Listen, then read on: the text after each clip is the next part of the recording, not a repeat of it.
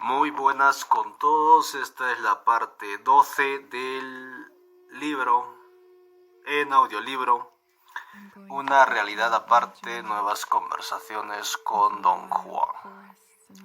Capítulo 15. Inicié el ejercicio de escuchar los sonidos del mundo y lo prolongué 2 meses, como Don Juan había especificado. Al principio resultaba torturante escuchar y no mirar, pero todavía peor era el no hablar conmigo mismo. Al finalizar los 2 meses, yo era capaz de suspender mi diálogo interno durante periodos cortos y también de prestar atención a los sonidos. Llegué a la casa de Don Juan a las 9 de la mañana, del 10 de noviembre de 1969. «Hay que emprender ese viaje ahora mismo», dijo él a mi llegada. Descansé 1 hora y luego viajamos hacia las bajas laderas de las montañas, al este. Dejamos mi coche al cuidado de un amigo suyo que vivía en esa zona, mientras nos adentrábamos a pie en las montañas. Don Juan había puesto en una mochila galletas y panes de dulce para mí. Había suficientes provisiones para 1 día o 2. Pregunté a Don Juan si necesitaríamos más. Sacudió la cabeza negativamente. Caminamos toda la mañana. Era un día algo cálido. Yo llevaba una cantimplora llena y bebí la mayor parte del agua. Don Juan solo bebió 2 veces. Cuando ya no hubo agua, me aseguró que podía beber de los arroyos que encontrábamos en el camino. Se rió de mi renuncia. Tras un rato corto, la sed me hizo superar los temores. Poco después de mediodía nos detuvimos en un vallecito al pie de las exuberantes colinas verdes. Detrás de las colinas, hacia el este, las montañas se recortaban contra un cielo nublado.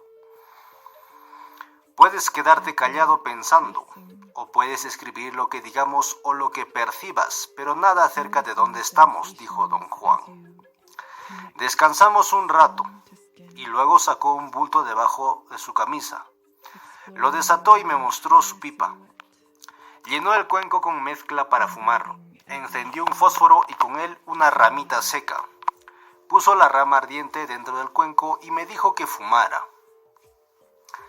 Sin un trozo de carbón dentro del cuenco era difícil encender la pipa.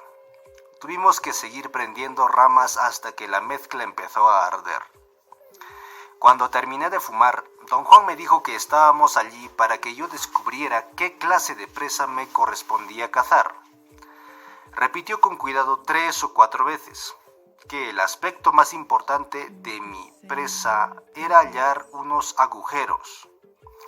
Recalcó la palabra agujeros y dijo que dentro de ellos un brujo podía encontrar todo tipo de mensajes e indicaciones. Quise preguntar qué clase de agujeros eran. Don Juan pareció haber adivinado mi pregunta y dijo que eran imposibles de describir y se hallaban en el terreno de ver. Repitió en diversos momentos que yo debía enfocar toda mi atención en escuchar sonidos y hacer lo posible por hallar los agujeros entre los sonidos. Dijo que él tocaría 4 veces su cazador de espíritus. Se suponía que yo usara esos extraños clamores como guía para encontrar el aliado que me había dado la bienvenida. Ese aliado me entregaría entonces el mensaje que yo buscaba. Don Juan me instó a permanecer muy alerta, pues ni él tenía idea de cómo se me manifestaría el aliado. Escuché con atención. Estaba sentado con la espalda contra el costado rocoso del cerro. Experimentaba un entumecimiento leve. Don Juan me advirtió que no cerrara los ojos. Empecé a escuchar y pude discernir silbidos de pájaro, el viento agitando las hojas, zumbido de insectos. Al colocar mi atención unitaria en esos sonidos, pude distinguir 4 tipos diferentes de silbidos. Podía diferenciar las velocidades del viento en términos de lento o rápido. También oí el distinto crujir de 3 tipos de hojas. Los zumbidos de los insectos eran asombrosos. Habían tantos que no me era posible contarlos ni diferenciarlos correctamente. Me hallaba sumergido en un extraño mundo sonoro, como nunca en mi vida. Empecé a deslizarme hacia la derecha. Don Juan me hizo un movimiento para detenerme, pero me frené antes de que él lo hiciera. Me enderecé y volví a sentarme erecto. Don Juan movió mi cuerpo hasta apoyarme en una grieta en la pared de roca. Despejó piedras el espacio bajo mis piernas y puso mi nuca contra la roca. Me dijo imperativamente que mirara las montañas hacia el sureste.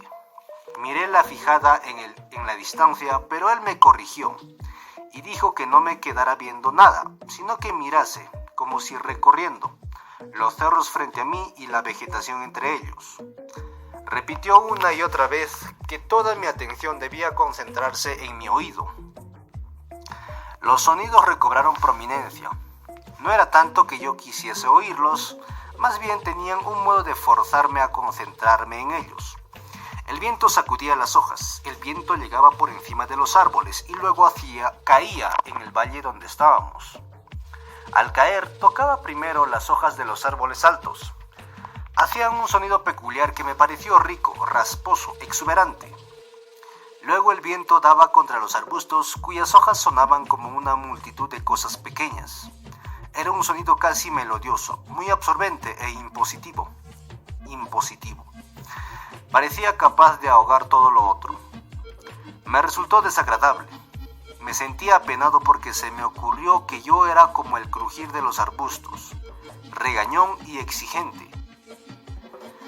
El sonido era tan semejante a mí que yo lo odiaba. Luego oía el viento rodar en el suelo. No era un crepitar, sino más bien un silbido, casi un timbrar agudo o un zumbido llano. Estaba pensando cómo fui capaz de aislarlos, cuando de nuevo me di cuenta del silbar de pájaros y el zumbar de insectos.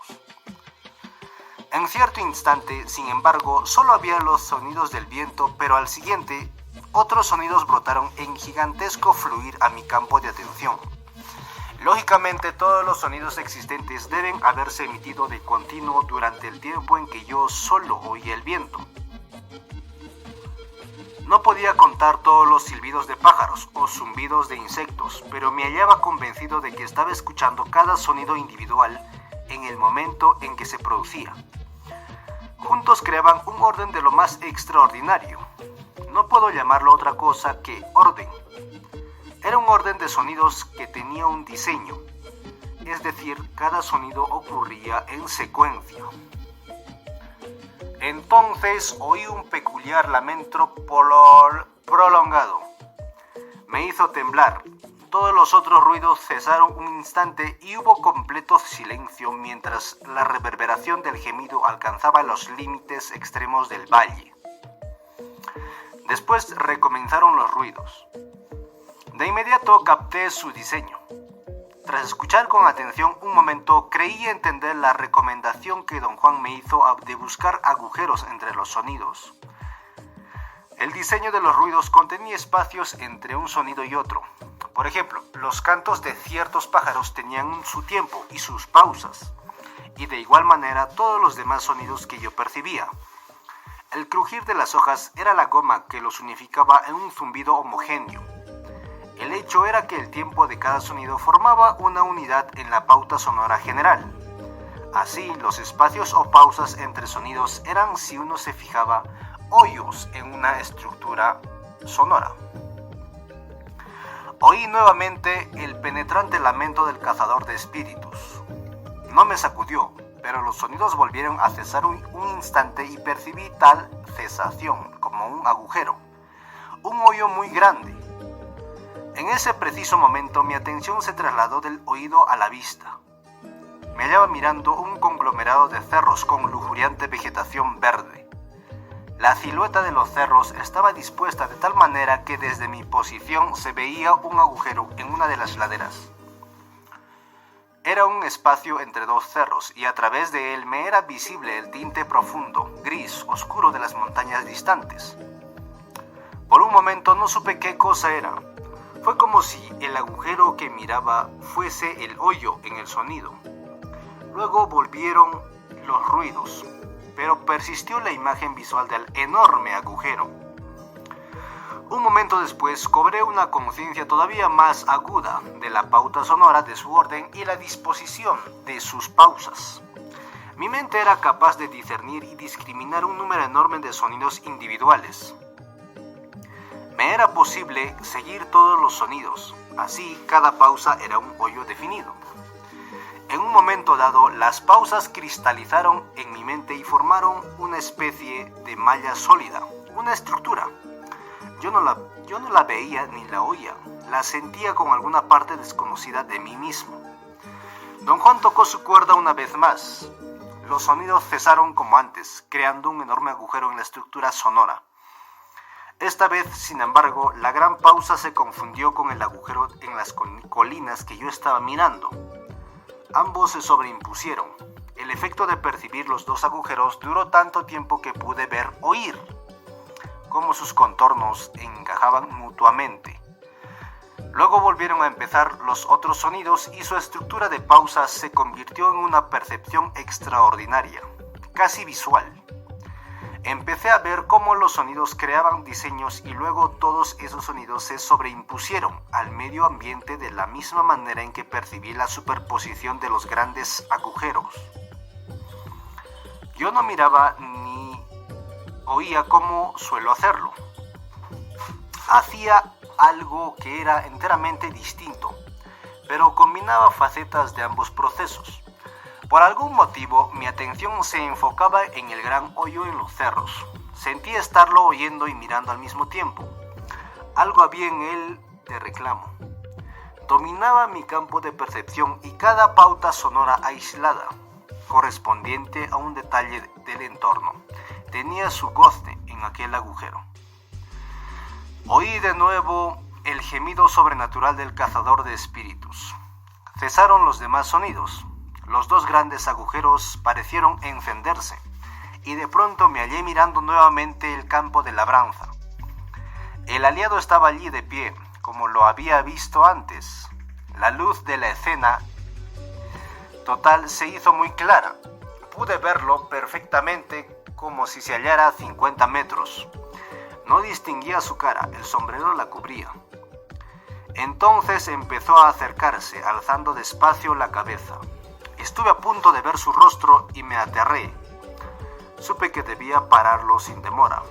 Sentí un extraño empellón dentro de mi cuerpo. Sentí que brotaba poder. Quise mover la cabeza hacia un lado para detener la visión, pero no podía hacerlo. En ese instante crucial, una idea acudió a mi mente. Supe a qué se refería don Juan cuando dijo que los elementos de un camino con corazón eran escudos. Había algo que yo deseaba realizar en mi vida, algo que me consumía e intrigaba, algo que me llenaba de paz y alegría. Supe que el aliado no podía avasallarme. Moví la cabeza sin ninguna dificultad antes de ver su rostro. Empecé a oír todos los demás gemidos. De pronto se hicieron muy fuertes y agudos como si estuvieran airados conmigo.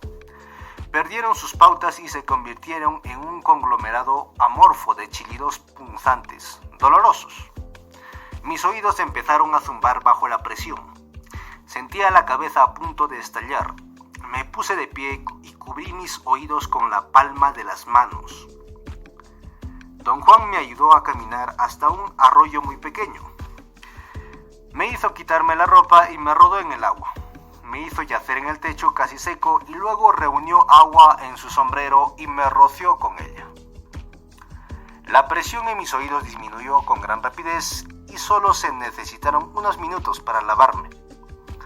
Don Juan me miró, sacudió la cabeza en gesto aprobatorio y dijo que me había puesto sólido muy rápidamente. Me vestí y me llevó al sitio donde estuve sentado.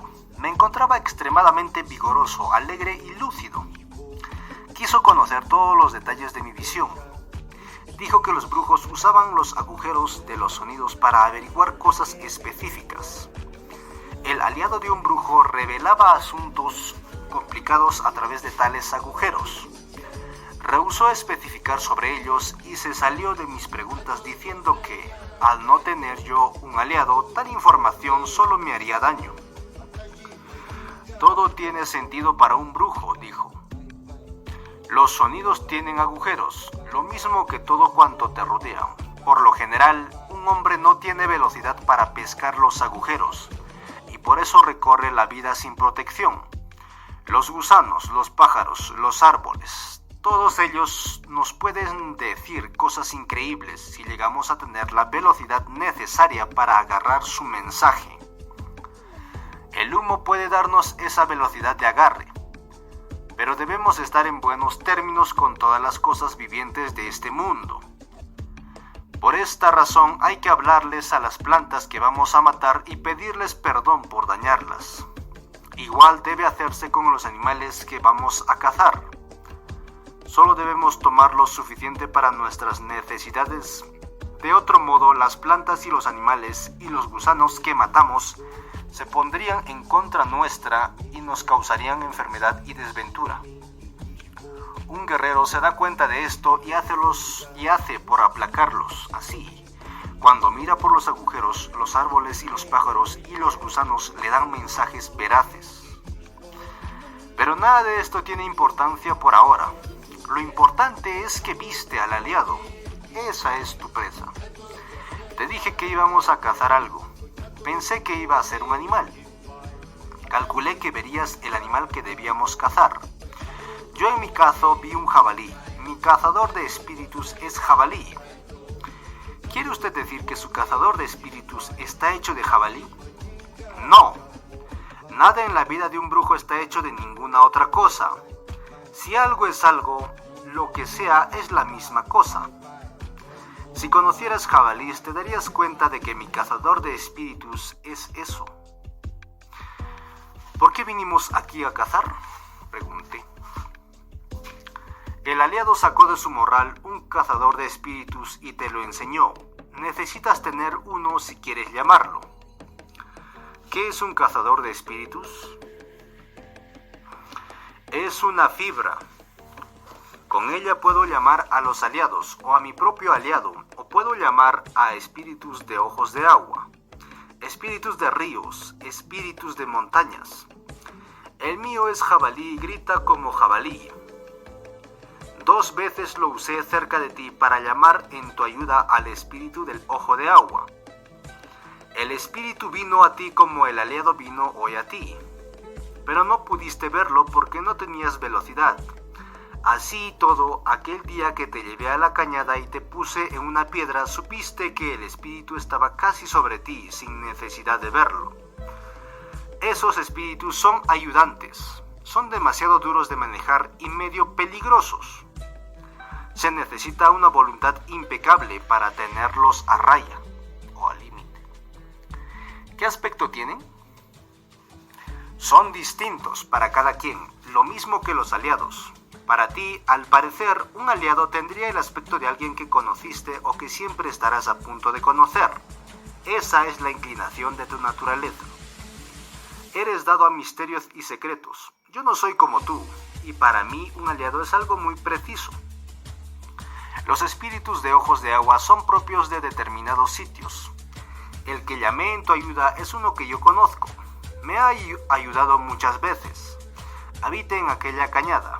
Cuando lo llamé en tu ayuda no eras fuerte y el espíritu te dio duro. No era esa su intención, no tienen ninguna. Pero te quedaste allí tirado, muy débil, más débil de lo que yo suponía.